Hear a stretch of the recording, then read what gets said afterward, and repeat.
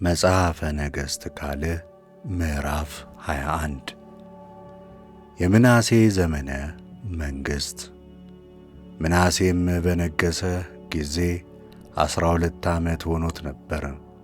በኢየሩሳሌምም 55 ዓመት ነገሠ። የእናቱም ስም ሐፍሴባ ነበረ።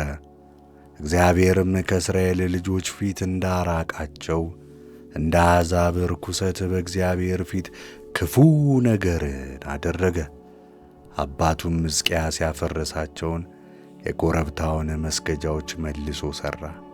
የእስራኤልም ንጉሥ አክዓብ እንዳደረገው ለበኣል መሠዊያን ሠራ። የማምለኪያ ዐፀድንም ተከለ። ከሰማይ ሠራዊት ሁሉ ሰገደ አመለካቸውም። እግዚአብሔርም ስሜን በኢየሩሳሌም አኖራለሁ ባለው በእግዚአብሔር ቤት መሠዊያን ሠራ። በእግዚአብሔር ቤትም በሁለቱ ወለሎች ላይ ለሰማይ ሠራዊት ሁሉ መሠዊያን ሠራ። ልጁንም በእሳት ሰዋ። ሞራ ገላጭም ሆነ አስማትም አደረገ። መናፍስት ጠሪዎችንና ጠንቋዮችንም ሰበሰበ። በእግዚአብሔርም ፊት እጅግ ክፉ ነገርን አደረገ፣ አስቈጣው።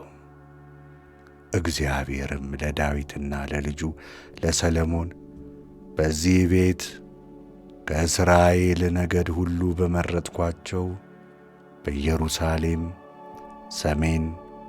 ለስሜን ለዘላለም አኖራለሁ። ያዘዝኋቸውንም ሁሉ ባሪያዬም ሙሴ ያዘዛቸውን ሕግ ሁሉ ቢያደርጉ ቢጠብቁም ለአባቶቻቸው ከሰጠኋቸው ምድር የእስራኤልን እግር እንደገና አላንቀሳቅስም ባለው ቤት የሠራውን የማምለኪያ ዐፀድ የተቀረጸውንም ምስል አቆመ። ነገር ግን አልሰሙም። እግዚአብሔር ከእስራኤል ልጆች ፊት ካጠፋቸው ከአሕዛብ ይልቅ በእግዚአብሔር ዐይኖች ፊት ክፉ ይሠሩ ዘንድ ምናሴ አሳታቸው። እግዚአብሔርም በባሪያዎቹ በነቢያት ቃል እንዲህ ሲል ተናገረ። የይሁዳ ንጉሥ ምናሴ ከእርሱ በፊት የነበሩ አሞራውያን ከሠሩት ሁሉ ይልቅ ይህ ክፉ ርኵሰት አድርጓልና ይሁዳንም ደግሞ በጣዖቱ አስቶአልና። ስለዚህ የእስራኤል አምላክ እግዚአብሔር እንዲህ ይላል፣ እነሆ የሚሰማውን ሁሉ ሁለቱ ጆሮዎቹን ጭው የሚያደርግ ክፉ ነገር በኢየሩሳሌምና በይሁዳ ላይ አመጣለሁ። የሰማርያንም ገመድ የአክዓብንም ቤቱ ቱንቢን በኢየሩሳሌም ላይ ዘረጋለሁ። የሽቱ ዕቃ እንዲወለወል ኢየሩሳሌምን ወልውዬ በፊቷ እገለብጣታለሁ።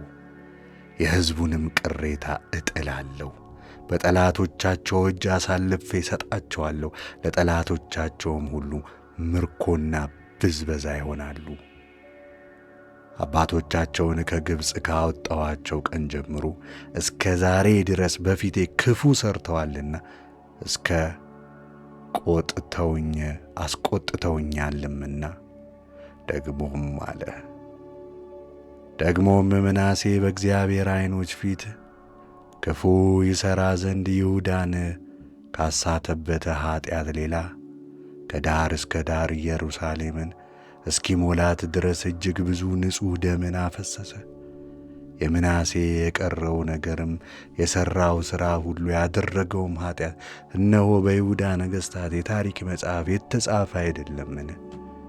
ምናሴም ከአባቶቹ ጋር አንቀላፋ፣ በቤቱም አጠገብ ባለው በዖዛ የአትክልት ቦታ ተቀበረ። ልጁም አሞጽ በእርሱ ፋንታ ነገሠ።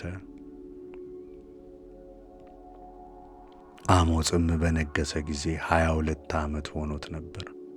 በኢየሩሳሌምም 2 ዓመት ነገሠ። እናቱም የዮጥባ ሰው የሐሩስ ልጅ ሚሱላም ነበረች። አባቱ ምናሴም እንዳደረገው በእግዚአብሔር ፊት ክፉ ሠራ። አባቱ በሄደበት መንገድ ሁሉ ሄደ። አባቱም ያመለካቸውን ጣዖታት አመለከ፣ ሰገደላቸው። የአባቶቹንም አምላክ እግዚአብሔርን ተወ። በእግዚአብሔርም መንገድ አልሄደም። የአሞጽም ብላቴኖች አሴሩበት፣ ንጉሡንም በቤት ውስጥ ገደሉት።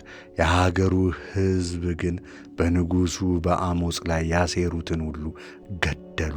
የሀገሩም ሕዝብ ልጁን ኢዮስያስን በእርሱ ፋንታ አነገሡት።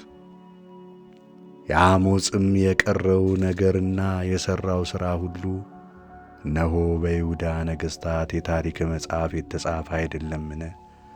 በዖዛም የአትክልት ቦታ ባለው መቃብር ብዙ ወስደው ቀበሩት። ልጁም ኢዮስያስ በእርሱ ፋንታ ነገሠ።